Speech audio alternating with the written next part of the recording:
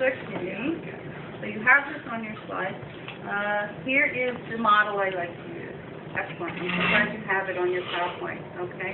And as you can see, I mean, this is a small model, but as you can see, we have our nephrons here. And we can see that the tubules are actually colored, which makes it easier to differentiate between them.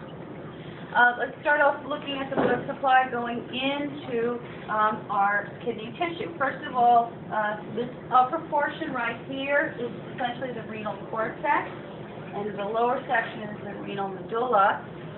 The blood coming into our renal corpuscle right here is going to come in through the afferent arteriole, and then inside the renal corpuscle, it becomes a capillary called the glomerulus. The purple capsule is Bowman's capsule.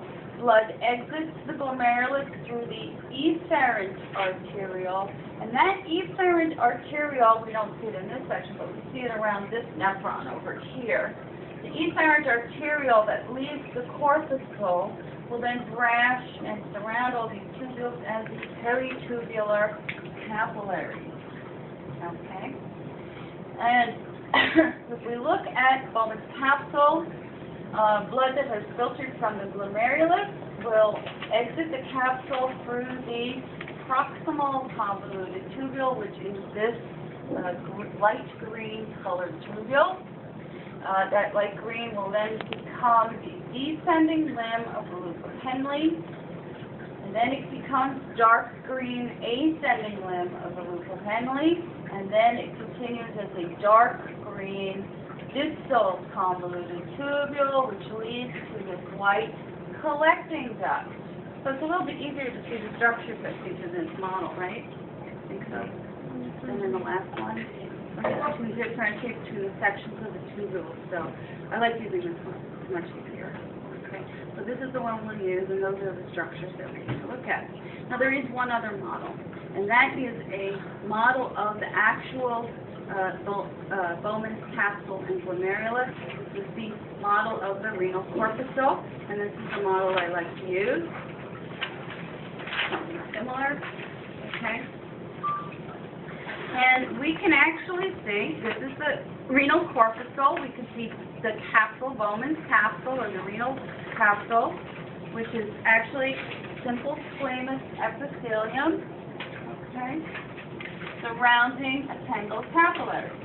Okay, the tangle of capillaries is called glomerulus, okay, and of course the simple squamous epithelium forms Bowman's capsule.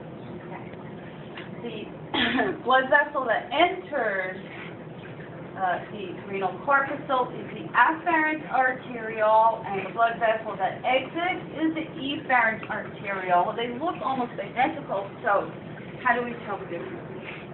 Well, we have this really weird collection of cells actually on the afferent arteriole, the blood vessel that carries blood into the glomerulus.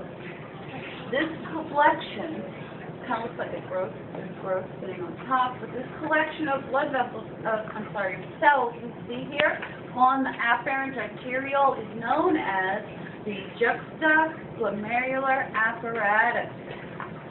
And this is a very important collection of cells. They can actually monitor the blood.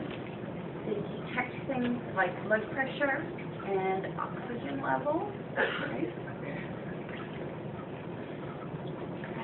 There are cells nearby that produce hormones, such as erythropoietin. So if oxygen levels go down, those cells can detect it and tell other cells, okay, start making erythropoietin. Oxygen levels have been too low for too long. And there's also other cells nearby that make a hormone called renin. And cells that monitor the blood can say, okay, our blood pressure is too low. Let's make some renin and take the blood pressure up a notch. So, very important group of cells. Okay. And we can see, again, afferent arteriole entering, efferent exiting, E for exit. And then coming out at the back of our glomerular capsule is going to be the beginning of proximal convoluted tubule. And that's it.